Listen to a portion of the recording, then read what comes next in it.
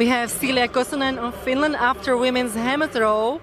Silja, congratulations. How do you evaluate this competition? How did you feel in the circle? And we can speak in Finnish as well. Sorry, can you repeat? If we can speak in Finnish, how do you evaluate this competition and how did you feel in the circle? Oli aika vaikea kisa. Ei ole treeneissä käynyt lähiaikoina lentänyt ihan hirveän kauas. Tietty on ollut Kalven kisojen jälkeen keveämpää viikkoa ja sitten kovaa treeniä nyt ollut Tokioon varten, niin tiesin, että ei ole ehkä ihan helpoin kisa ja toi rinki ei ollut myöskään ihan helpoin, mutta on ihan tyytyväinen tuohon lopputulokseen, että heitin kauemmassa jopa kuin luulin. Of course, everybody's thinking about Tokyo already. How you gonna spend these days? How you gonna prepare towards Tokyo? No, kovaa treeniä vaan ja Ruotsi-ottelu on vielä siinä välissä, että se on ainoa kisa ennen Tokioa ja sitten vaan Tokiossa jatketaan sitten treenejä. And what are your goals and ambitions? What do you want to show over there?